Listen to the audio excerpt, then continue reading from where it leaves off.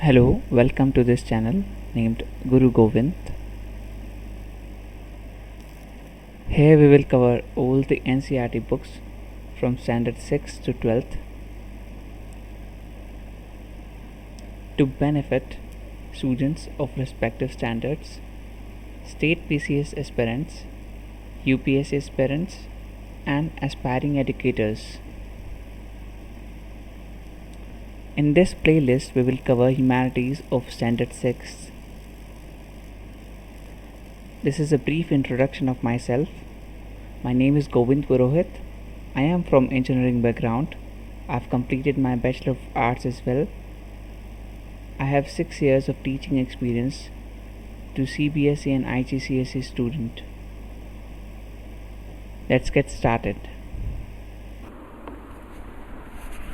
So this is our chapter 1 of history. It starts with a question of Rashida.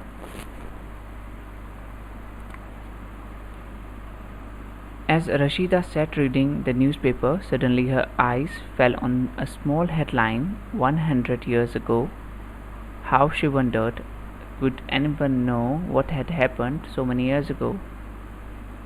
So, as we discuss, to find about yesterday or about last year, we simply remember things. Like yesterday, whatever we ate, whatever we did, we remember them. Similarly, with the last year, we remember few activities. We can say most of the activities are wiped out from our memory by the period of time. But if we talk about the past, so in 100 of years, nobody can remember the things what had happened. And the other question, what we can know about past? What is so important to learn about past? What do we generally know? So what we can understand or what we can know about past, there are several things, such as what people ate, what kind of clothes they wore, what kind of houses in which they lived, and what kind of occupation they possessed, like hunters, herders, farmers, rulers, merchants, priests, craftsperson, artists, musicians, and scientists. These are all occupations were present, and though we can understand about the development of the society, that how much or how was the society developed in that particular era. And most important thing, where did they live? So as it is mentioned here, find river Narmada on map 1, page 2. People have lived along the banks of river for several hundred years. Some of the earliest people who lived here, skilled gatherers, that is the people who gathered food. They knew about the vast wealth of plants in the surrounding forests and collected fruits and other forest produce in their food or for their food. So we can understand or we can find out about these gatherers, food gatherers, who lived along the river Narmada, and about hunters who hunted animals. Okay, so first we'll come to the map and we will see where is Narmada river actually is following. So here you can see right below Vindhyas in the map. So it begins with, we can say, not exact, but somewhere in the middle of the India, and it actually goes to the Arabian Sea.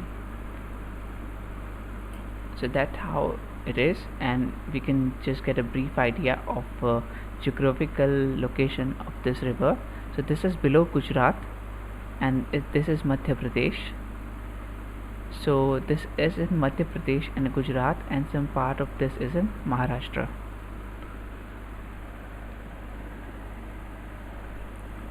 Now find Suleiman and Kirtar Hills. To the northwest, some of the area where women and men first began to grow crops such as wheat and barley. So this is very important. First began to grow crops and wheat and barley. First began to grow crops such as wheat and barley about 8,000 years ago. This is located here. And people also began rearing animals such as sheep, goat, and cattle, and lived in the villages. So we will locate Suleiman and Kirtar Hills. It is here. You can see on the map. So this is basically a region of western Pakistan, and this is in adjoining with some other countries such as Afghanistan, Uzbekistan, and similarly not Uzbekistan, I guess. So surely Afghanistan. Here you can see Kabul in the map, and here is the most famous Khyber Pass located, from which Max Muller said that Aryans came or entered into India from Caspian Sea. People who began rearing, okay, this is we have done already. Now look at the Garo Hills.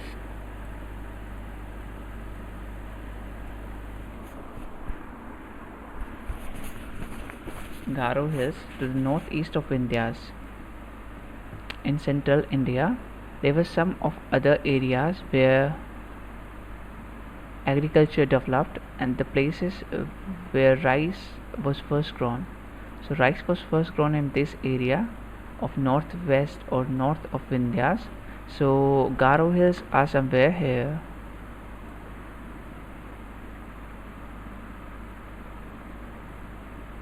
Along with river Brahmaputra.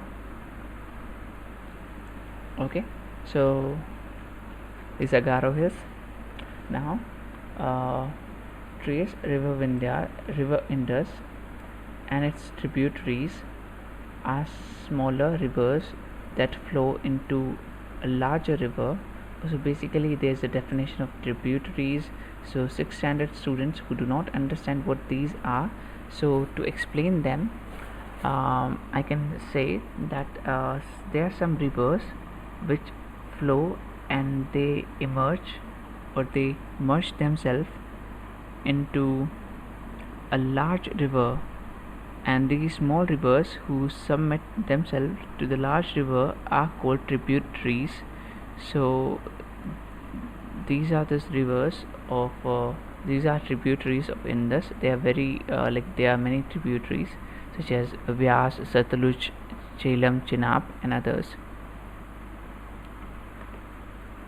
So about 4,700 years ago, some cities flourished on the bank of this river. Later, about 2,500 years ago, cities developed on the bank of Ganga and its tributaries. So there was a shift in these 2,000 years, that the earlier society, as we can say, the Harappan civilization or Indus Valley civilization was located here. This is Indus. It starts actually in China here almost. It comes to India and it goes to Pakistan, the present area of Pakistan, and now it falls into Arabian Sea, and these are tributaries: Jhelum, Chenab,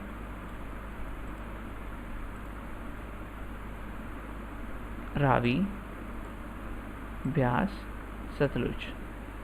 So this area was Indus land, and we can say the earliest society or Harappan civilization was situated here. Harappa, Mohenjo-daro, all these famous cities of Indus Valley civilization located in this region. Then later, the entire civilization shifted from this river uh, plain to the another river plain, that is Ganga plain. So this is Ganga plain now. And present cities and famous and mostly densely populated cities are situated in this route. Cities like Kanpur, Allahabad, and other cities are like Patna are in this route map. So there was a shift from 4,700 years to 2,500 years ago. So this major shift happened, and then we will locate Ganga and tributaries. So we already did like Son, so we will specifically get Son, that is here. Okay, so now you can see, now you can understand that what is a tributary and how does that work. So it is emerging from here, from Vindhyas. Now it is going and it is merging itself to Ganga. Now after this there will be a single river, Ganga, and that will fall into Bay of Bengal by making the Sundarban Delta. Okay, so this is all about understanding of tributary. In ancient times, in the area along these rivers to south of the Ganga was known as Magadha. So here comes the name of Magadha, which was a very powerful empire, and it is presently in the state of Bihar. So Patliputra was the capital of Magadha, and in current time Patna is the capital of Bihar. So Patliputra was earlier name of Patna. It was a large kingdom. Kingdoms were set up in other parts of the country as well. Throughout, people travel from one part to subcontinent to another. So here is a word mentioned, subcontinent, and we will discuss why it is called subcontinent and how, like why do we not call this as a country but subcontinent. So we will discuss that later on, but this word is very important, Indian subcontinent. The hills and high mountains including the Himalaya, deserts, rivers and seas made journeys dangerous at times but never impossible. So men and women moved in search of livelihood. So this is very important, why they moved from one place to another place. Moved in the search of livelihood and escaped from natural disasters such as flood or droughts. Sometimes men marched in armies, conquers others' land. Besides, merchants travel with caravans or ships carrying valuable goods from one place to another, and religious teachers walked from one village to another village, town to town, stopping to offer instruction and advice on the way. Finally, some people perhaps travel driven by a spirit of adventure, wanting to discover new exciting places, all led by sharing the ideas between people. So this is all about like why there was a need to move from one place to another place, as people were safe at one place. So what was the need to move from one place to another? There were many different needs. Like for kings, it was important to extend their kingdoms. It was important to merchants to get the business done to other parts of the cities or in other countries to make more profit. And it was important to religious teachers and cultural people to spread their preachings from one place to another to promote their religions and sects.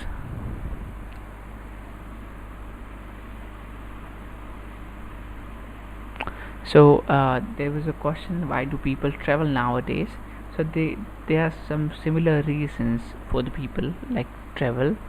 To travel for travels, there are some businessmen who travel for the business purpose. Other people travel for their occupation, and very few people, or we can say a proportion of the people, visit or travel for tourism purpose.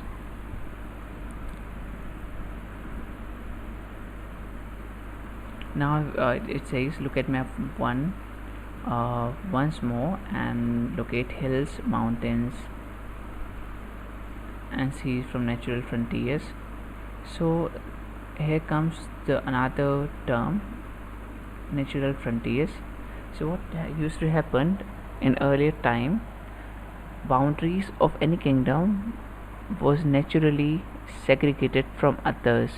Like here was the Himalayas, or we can say here is the Himalayas. So this was a boundary to other kingdoms towards this here. That's why northern part of India was saved from these Chinese and Mongolian invaders for a long period of time. Though Mongolian invaders invaded India through this way of Afghanistan, and these are and this was another natural frontier, this sea. So that's why they were less attacks from this in the southern part of India.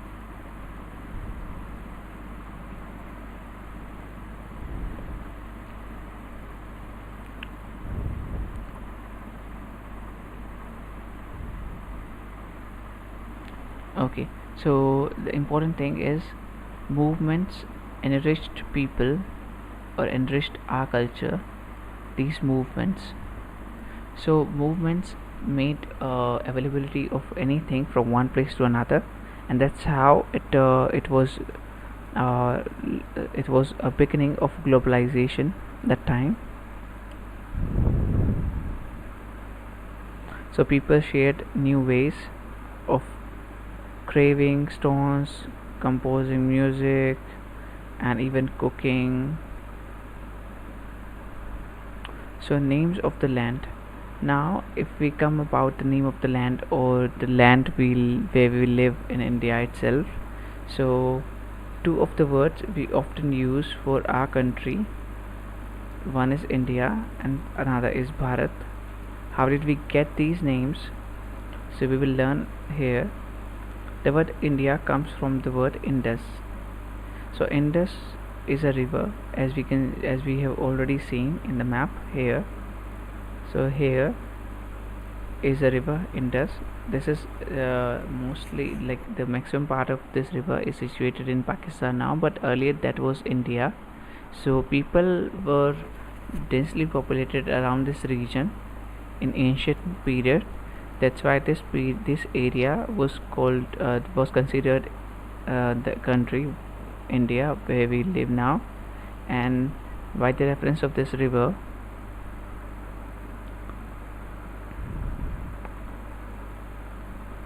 the word came Indus. And like, why did this word come? Because it came from Sindhu, a word in Sanskrit. So people who lived here, they named the river Sindhu, and that's why by deriving this name from Iranian and Greek people who used to say this name as Hindus or Indos, it became Indus, and the country named India after the river. The other name Bharat was used by a group of people in the northern region of India, and that is also mentioned in a Rig Veda. This is the oldest, or we can say earliest composition in Sanskrit, and this is dated 3500 years ago. To find about the past, there are several ways to find about the past, such as books which returns these long ago, called manuscripts. So what are these manuscripts? These are written by hand, and that's how the name came, manuscript, because in Latin the word manu means for hand, and these are usually written on palm leaf and the specially prepared bark of the tree. So because as there was no technology developed to make papers that time, so people used to write their preachings and their knowledge on palm leaf and on a specially prepared bark of the tree named as birch, that is mostly grown in Himalayas. Over the years, many manuscripts were eaten away by insects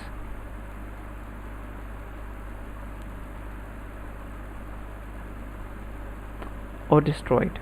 So as this was biodegradable, you can understand by this, these were made up of leaves, so insects took a lot of interest in them, and so insects ate these, like most of the creation, which was very valuable that time. But some of the manuscript we have still archived with us, but many have survived, often preserved in temples and monasteries. These books dealt with all kinds of subjects, religious beliefs and practices, that all the religious beliefs and practices, such as these religious preachings in Hinduism or in any other sect or religion. These were prepared there on these barks and these leaves.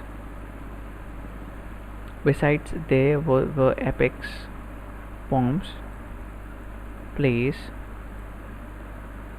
many of these written in Sanskrit, because that was the language of common use that time, and other language was Palkrit. So Sanskrit was the language for people who have studied, or we can say the literate people, or people who are well educated. Sanskrit was the language for, and Palkrit was the language similar to Sanskrit, but that was for the ordinary people that time. And another language was Tamil. So that's how these all kind of documents, or we can say manuscripts, created by using these languages. So some of the epics, as we see nowadays, Ramayana and Mahabharata, these epics were created on manuscript initially, then they later converted into books.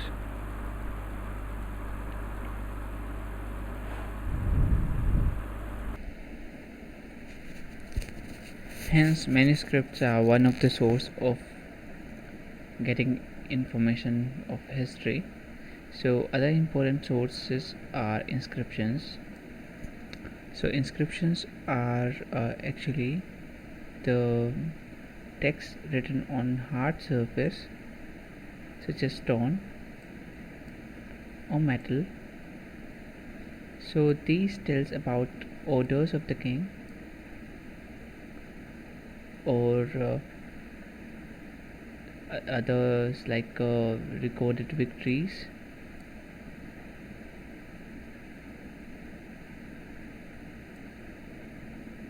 in any kind of battle. So some of the inscriptions are just written by the king to make their citizens in discipline, and to show them the rules to obey in the kingdom, and that's how these become very important source and very reliable source of history in today's era. If you talk about the sources of history, so there are some sources called primary sources and some sources are called secondary ones. Primary sources are the sources which are the direct source of information made or created by the kings or the persons of that time. Secondary sources are the documents based on these primary sources, such as books, literatures, and other things.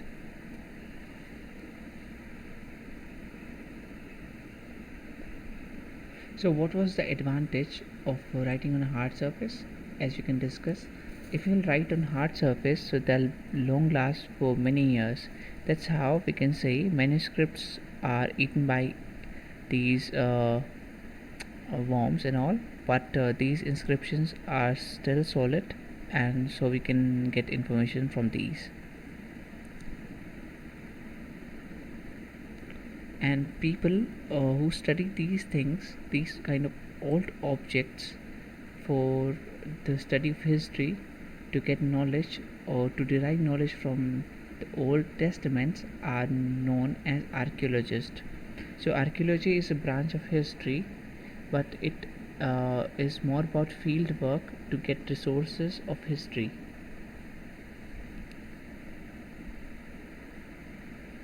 And the sources what they collect are remains of building. If these buildings are made up of stone or brick, are they paintings or sculptures present or not? So they excavate. So there's a procedure called excavation or excavating things. So excavate means digging things out, and this is a slow process because these things what we get from like the past years in the earth, these are very fragile, so there is a need to get them very carefully out of the earth. So that's why the excavation is the process when these things are digging out slowly and smoothly after the surface of earth. And what have we got so far? Tools, weapons, pots, pens, ornaments, and coins. And these tells about the culture and strength of the kingdom were present in that particular region. As you can see the example of this particular pot. This looks like the ordinary earthen pot what we use at our home, but this is not. These kind of pots were used 4,700 years ago. Hence we got another important information from history, that in some measures history is not changed, or we can say time has not changed or culture has not changed from the history. Like these kind of earthen pots we use still in our houses or at some other places. These are some silver coin of 2500 years ago. These kind of silver coins we do not use anymore because we have good mints to get good coins which are particularly in shape. These are not in shape, so these were made by the artisans, or we can say these were made in the mints which were not very efficient at that time. So archaeologists also look for bones of animals, like the famous example that many bones or skeletons of eloped or extinct animals, dinosaurs, have found in Australia and America and Captain Museum.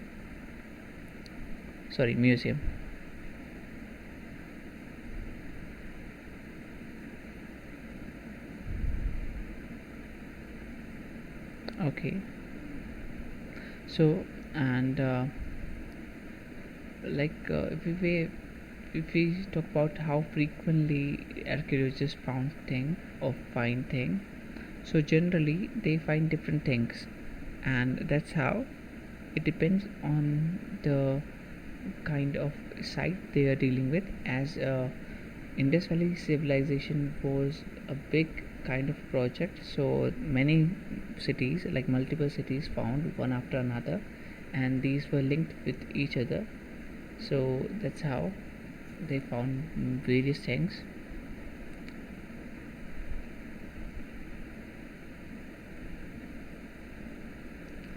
And this is very important: one past or many. As you've noticed, the book named Our Pasts, not Our Past, as it depends, or we can say it denotes the word pasts as the plural of past, and how it is different from one singular past. So as we already discussed, that past, or we can say the history, was not same for each other, or we can say that each person, like that was different for herders, farmers, kings, and merchants. And as these situations and we can say culture of these four different occupants of the time were different, so we should use the word past, not the singular form of it.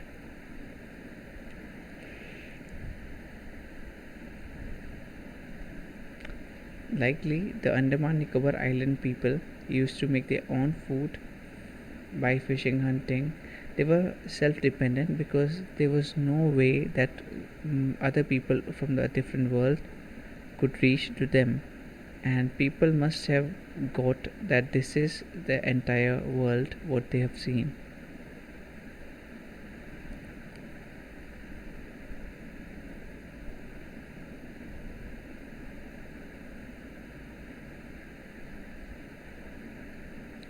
And about that, after that it tells us about, like as it is written here, besides there is another kind of difference.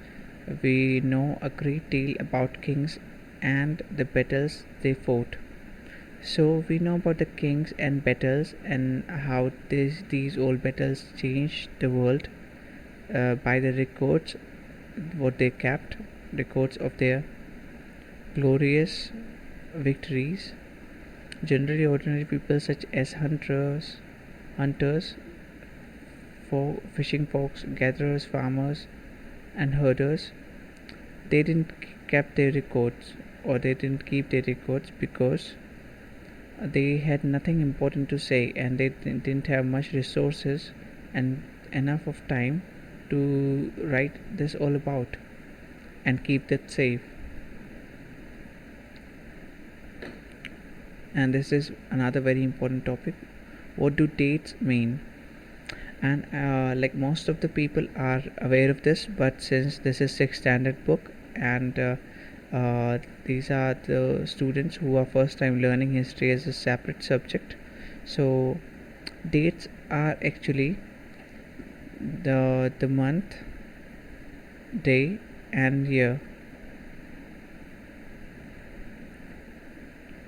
Such as, we say the date of today is 13 April 2020, and we count years, but generally we have a reference of years, like we count 2000. So we must have taken any reference to count this as 2000.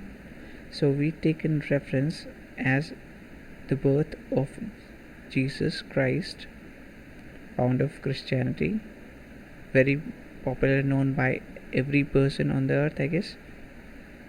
So these are like Christ's birth, when Christ took birth on earth. So the year is considered to define the date from this end, and that's how we take the reference point. So I just want to make you understand this, like this is a line, and let's suppose here Christ took birth here.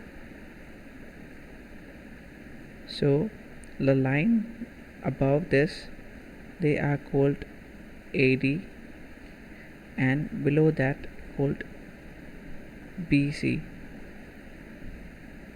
Okay, so from here we took the reference point and we reached till here now, and we got the year 2000.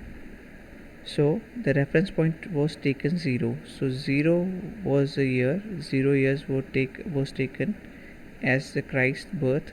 So in which year Christ took his birth was considered as the year 0. Then we counted till 2020. If we go below that, because there were many activities we have already found in past prior to the birth of Christ.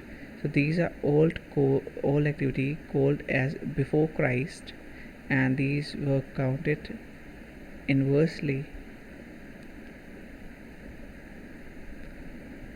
Okay, so this is all about dates, and it is mentioned here. So BC stands for before Christ, and we also use sometime AD. AD is the present time, and that comes from the Latin word Anno Domini, and that means in the year of Lord. So these all years after the Christ's birth are considered as AD, Anno Domini. Generally we use another reference SCE, Common Era, and BCE, before Common Era. Common Era is considered as the present time after the Christ's birth, and sometimes it is mentioned as it has referred to the current millennial year. And elsewhere we get as we have seen many inscriptions. So what are inscriptions? As we already discussed that some things or some texts mentioned on the hard surface such as stone or metal are known as inscriptions, inscribed at many places and several hundred years ago. All inscriptions contain script and language. So what is script? As English has a script that is Latin, and all other European languages they have their script as Latin. As the same way, Russia has different script called Cyrillic, and India Hindi has another script named as Devanagari. So script is basically the set of words. That's how what I use to write the language, such as vowels and consonants.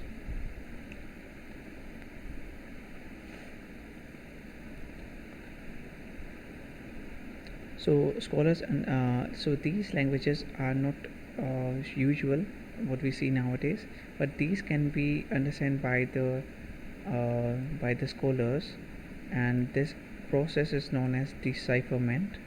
So decipherment is the process to read the language and understand the whole language by decoding.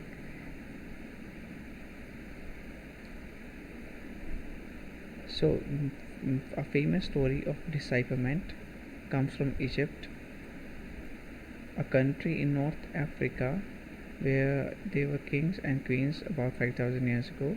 So there is a very famous country in North Africa.